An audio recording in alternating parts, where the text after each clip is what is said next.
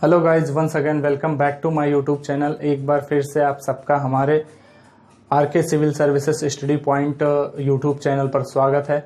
आज हम लोग जो है संघ की कार्यपालिका पढ़ रहे थे। इससे पहले जो पिछला वीडियो था वो हमने राष्ट्रपति के ऊपर बनाया था और उसका टेस्ट भी हो चुका है। और जैसा कि मैंने आपसे वादा किया था कि जो जीके क्विज जो टेस्ट चल रही है और उसमें इस बार मैंने थोड़ा प्रश्नों का लेवल थोड़ा स्टैंडर्ड रखा था और उसमें 4 से 5 प्रश्न जो है यूपीएससी लेवल के थे, तो शायद आप लोगों को थोड़ी सी कठिनाई हुई हो, लेकिन फिर भी जो मैंने वादा किया था कि टॉप 5 का नाम अपने यूट्यूब चैनल पे लूंगा, तो आज के टेस्ट के विजेता टॉप 5 हैं, इस प्रकार हैं। उनका नाम है नरेंद्र सिंह, गोल्ड मेडल इनको मिला है, और नागेंद्र सिंह इनको सिल्वर, और प्रतीक पांडे जी को ब्रांज मेडल मिला है, और अभिषेक सोनू जी ये 4थे नंबर पे हैं, और प्रीति वर्मा जी 5वें नंबर पे हैं। तो आप लोगों को बहुत बहुत बधाई। और जो लोग कम नंबर पाए हैं वो निराश ना हो, और ये जो है आप यहाँ पे जब मेहनत करते रहेंगे तो आप निश्चित तौर पर लोक सेवा आयोग के जो भी प्रश्न होंगे उनको बहुत अच्छे से करेंगे और वहाँ आपकी रैंक बहुत अच्छी आएगी। हमारा यही जो है शुभकामनाएं हैं आप लोगों के साथ। और हाँ, मैं एक जरूरी बात ये कहना चाहता हूँ कि जो लोग भी टेस्ट दे रहे हैं बिना पढ़े, तो ऐसा ना करें, क्योंकि ऐसा करने से आपको कोई लाभ होने नहीं जा रहा है। टेस्ट दे रहे हैं, जो ये वीडियो मैं किस लिए बना रहा हूँ, ये वीडियो मैं केवल और केवल अपने ग्रुप के लिए बना रहा हूँ, आपके लिए बना रहा हूँ कि आप टेस्ट देने से पहले कम से कम एक बार वीडियो देख लें। मैं यकीन के साथ कह सकता हूँ कि आपने वीडियो नहीं देखा था। जो 4 से कम किए हैं, अगर उसमें से आपका मार्क्स 4 नंबर से कम आया है, तो आपको ज़रूरत है कि आप एक बार यूट्यूब वीडियो देख करके तभी टेस्ट दें। यूट्यूब वीडियो देख करके टेस्ट दें, आपको बहुत अच्छा लगेगा और आपको लगेगा कि हाँ, आपकी तैयारी अच्छे वे में हो रही है।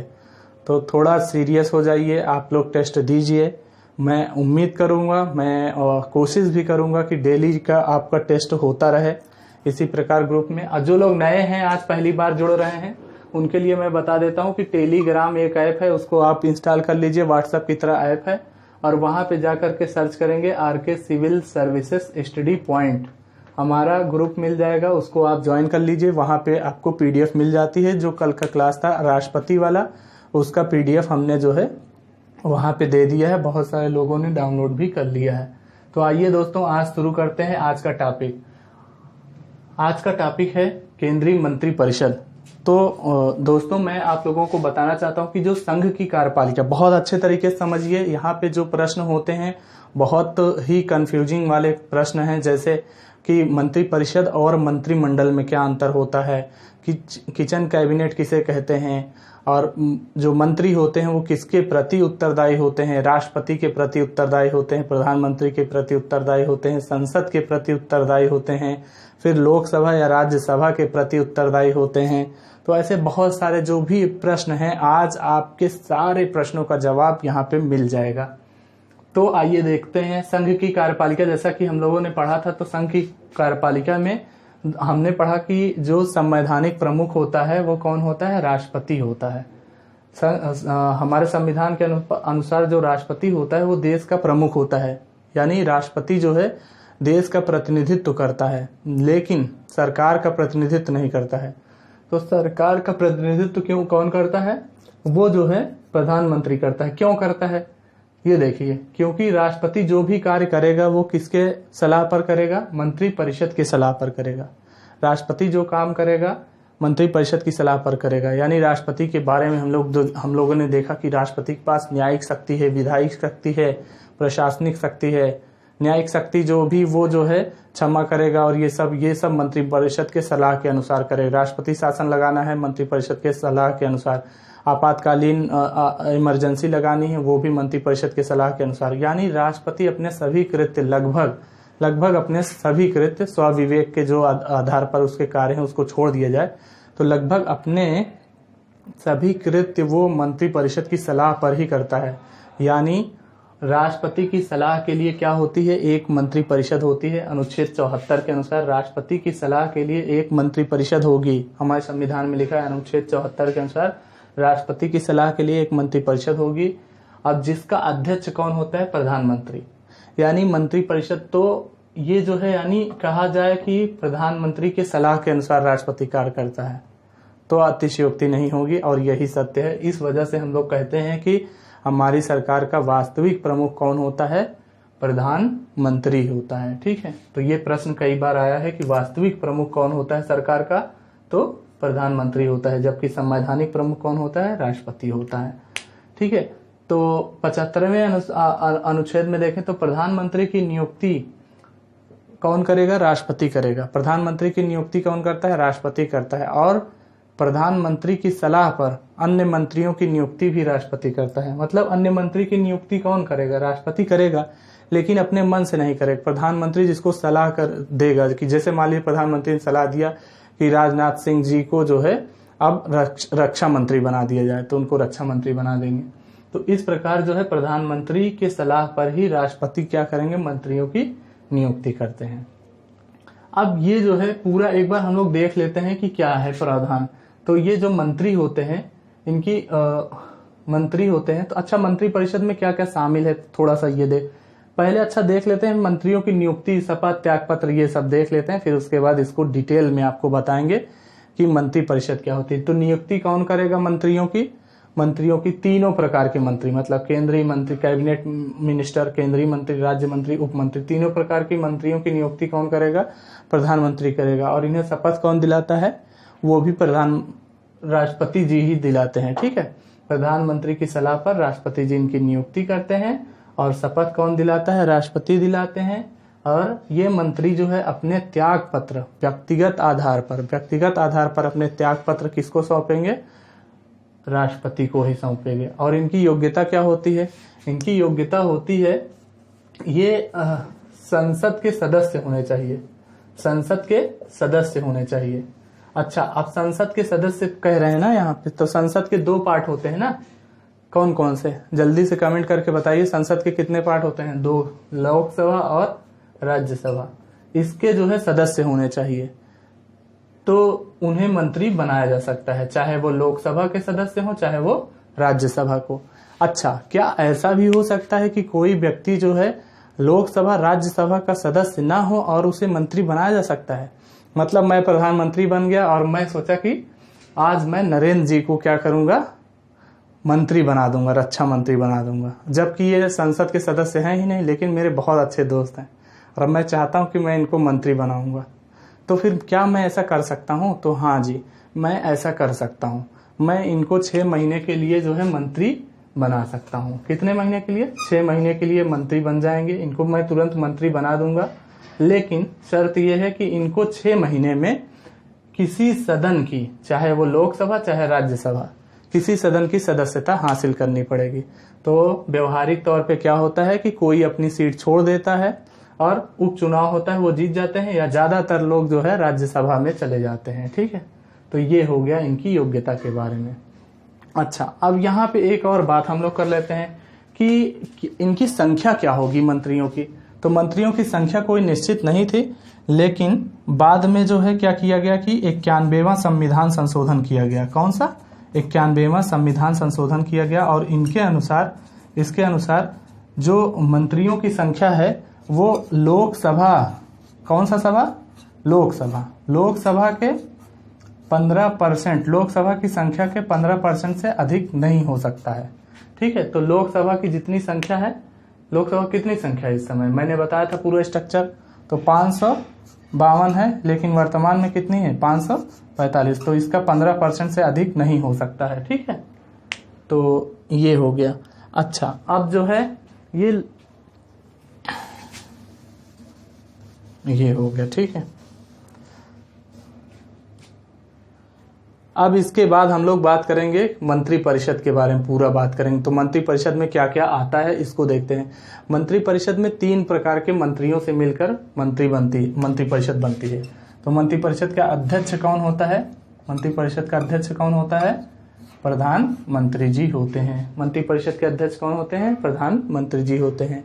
और इसमें 3 प्रकार के मंत्री शामिल होते हैं।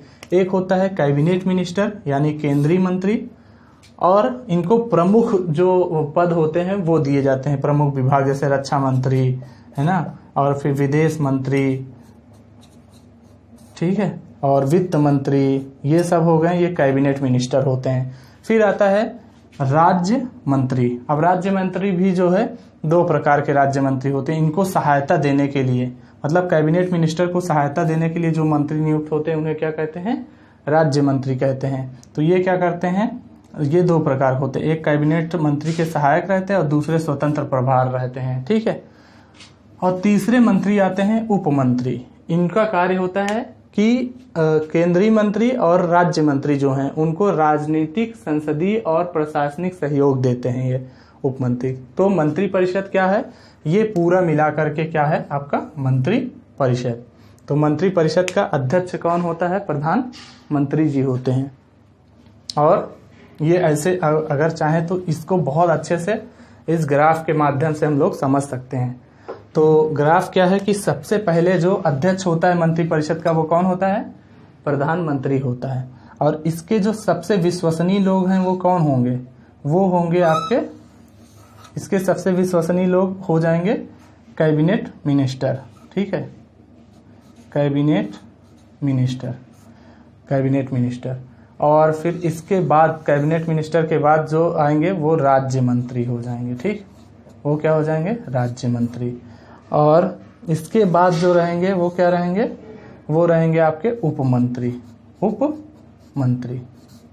इस पूरे को मिलाकर के ही क्या बनता है, मंत्री परिषद बनता है। इस पूरे को मिलाकर ही क्या बनता है, मंत्री परिषद बनता है। तो मंत्री परिषद का अध्यक्ष कौन होता है, प्रधानमंत्री, फिर उसमें जो है कैबिनेट मंत्री होते हैं, फिर राज्य मंत्री और उप मंत्री। अब ये जो है मंत्रिमंडल, अब किसको मंत्रिमंडल कहते हैं, यहीं पे इसको जो है कंफ्यूजन दूर कर लेते हैं कि मंत्रिमंडल क्या होता है। मंत्रिमंडल तो ये पूरा हो गया आपका मंत्री परिषद। लेकिन अगर मंत्रिमंडल की बात करें तो मंत्रिमंडल में केवल ये आते हैं कैबिनेट, केवल कैबिनेट मिनिस्टर जो होते हैं उन्हीं को क्या कहते हैं, मंत्रिमंडल कहते हैं। तो यहाँ पे हम लोग देख सकते हैं मंत्री परिषद, ठीक है।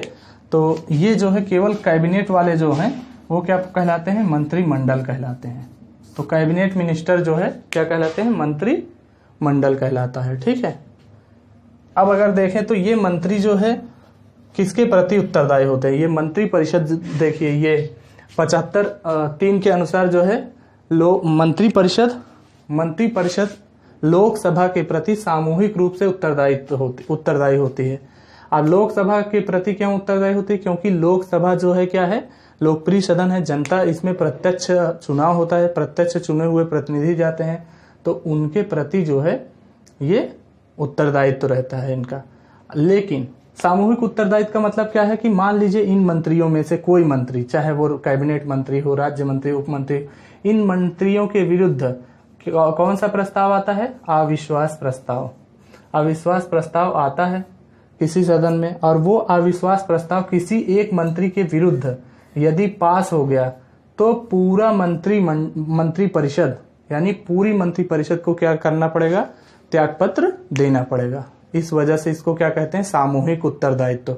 अब मान लीजिए कोई एक मंत्री जो है उसको हटाना है, तो वो जो है क्या करेगा, वो व्यक्तिगत रूप से, हर एक मंत्री जो है व्यक्तिगत रूप से किसके प्रति उत्तरदायित्व होते हैं, तो राष्ट्रपति के प्रति उत्तरदायी होते हैं। यानी जो मंत्री होते हैं वो राष्ट्रपति के प्रसाद पर्यंत रहते हैं, यानी राष्ट्रपति जब चाहे उनको हटा सकता है।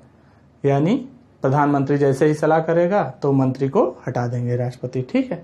तो ये हो गया पूरा प्रक्रिया।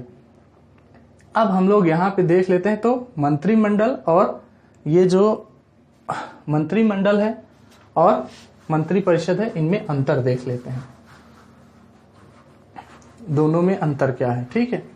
तो दोनों में अंतर क्या है कि यहां से देखने में लग रहा है कि मंत्री परिषद जो होता है, मंत्री परिषद क्या होता है, बड़ा है ना, मंत्री परिषद बड़ा होता है ना। ये पीएम होता है इसमें, फिर इसमें कैबिनेट मिनिस्टर होते हैं, और फिर इसमें जो है राज्य मंत्री होते हैं, फिर इसमें उप मंत्री होते हैं। तो ये बड़ा होता है। और जबकि मंत्रिमंडल की बात करें तो मंत्रिमंडल में केवल प्रधानमंत्री और कैबिनेट मिनिस्टर यानी केवल केंद्रीय मंत्री इसमें शामिल होते हैं। और फिर क्या है कि ये जो है ये आकार में बहुत बड़ा होता है और इसमें जो है इसके पास शक्ति जो है कम है, लेकिन इसके पास शक्ति बहुत अधिक है ना। और ज्यादातर निर्णय यहीं से ले लिए जाते हैं। ज्यादातर निर्णय जो है कैबिनेट के मिनिस्टर ही, क्योंकि पूरे सभी लोगों की मीटिंग करना बार बार, तो ये जो है ज्यादातर निर्णय यही कैबिनेट मंत्रिमंडल से ही ले लिए जाते हैं। ठीक है, इस वजह से इसे क्या कह दिया जाता है, किचन कैबिनेट कह दिया जाता है। मंत्रिमंडल को और क्या कहा जाता है, किचन कैबिनेट भी कहा जाता है। ठीक है, अब अगर देखें मंत्रिपरिषद का पूरा कार्य क्या होता है, मंत्रिपरिषद की कार्य क्या है ना, तो मंत्रिपरिषद का पहला कार्य संविधान में ही लिखा है। इसका जो है संविधान में उल्लेख है ना, 74वें संविधान के अनुसार इसका संविधान में कोई उल्लेख नहीं है। अच्छा, अगर पूछे मंत्रिमंडल के कार्य क्या है, तो ये जो है मंत्रिमंडल जो बना है उसके लाभ बताना है। तो मंत्रिमंडल का लाभ ये है कि यहाँ सर्वसम्मति से निर्णय ले लिए जाते हैं, अधिक त्वरित गति से निर्णय लिए जाते हैं, इमरजेंसी परिस्थितियों के लिए जो है बहुत सहायक है। अभी देखिए कहाँ कैबिनेट की केवल मीटिंग हो रही, बहुत कम मंत्री रहते हैं, जल्दी से निर्णय ले लिए जाते हैं आपात स्थितियों में। तो इस सब के लिए मंत्रिमंडल बहुत ज्यादा यूजफुल है। ठीक है, अब अगर देखें मंत्रिपरिषद के कार्य, तो मंत्रिपरिषद के कार्य क्या है, तो पहला ही लिखा है अनुच्छेद 74 के अनुसार मंत्रिपरिषद क्या है, राष्ट्रपति की सहायता के लिए एक मंत्रिपरिषद होगी, यानी राष्ट्रपति की सहायता करना। और ये जो मंत्रिपरिषद बनती है यही क्या करता है, नीति का निर्माण करता है और नीतियों का निर्माण करता है, जिससे जो है प्रशासन क्या करता है, इन नीतियों का क्रियान्वयन करता है। ठीक है, ताकि जो है उसके लक्ष्य को वंचित वर्ग तक पहुंचाया जा सके। ठीक है, और क्या है, योजनाओं परियोजनाओं का निर्माण, जो भी विकासात्मक योजनाएं परियोजनाएं होती हैं उनका निर्माण भी कौन करता है, मंत्रिपरिषद करता है। संविधान के सामाजिक आर्थिक राजनीतिक लक्ष्य जो हैं उनको प्राप्त करता है और तथा जो सभी नागरिकों का सामाजिक आर्थिक राजनीतिक विकास करने का प्रयास करता है। ये सब हो गए मंत्रिपरिषद के कार्य। तो हमारा नेक्स्ट वीडियो रहेगा प्रधानमंत्री के ऊपर नेक्स्ट वीडियो रहेगा। प्रधानमंत्री को क्या क्या कहा जाता है, प्रधानमंत्री को समकक्षों में प्रथम कहा जाता है और देश का नेता कहा जाता है इसे, और आसमान में तारों के बीच चंद्रमा है। ऐसी बहुत सारी इनको जो है संज्ञाएं दी गई हैं प्रधानमंत्री जी को। तो नेक्स्ट टॉपिक में हम लोग प्रधानमंत्री को कवर करेंगे। ये वीडियो आपको कैसा लगा हमें जरूर बताइएगा। और मैं आपसे जाते जाते एक प्रश्न करना चाहता हूँ राष्ट्रपति के विषय में। राष्ट्रपति किस अनुच्छेद के तहत अध्यादेश जारी कर सकता है, ये बताइए। और हमारा नेक्स्ट जो क्विज रहेगा कल का, वो उसका टॉपिक है राष्ट्रपति यानी प्रेसिडेंट। तो आप लोग अच्छे से हमारा पिछला वीडियो भी देख लीजिएगा और कल के टेस्ट के लिए तैयार रहिएगा। जिसका अच्छा टॉप 5 में आएगा उसका नाम हमारे यूट्यूब चैनल पे अनाउंस किया जाएगा। थैंक यू सो मच इस वीडियो को देखने के लिए। थैंक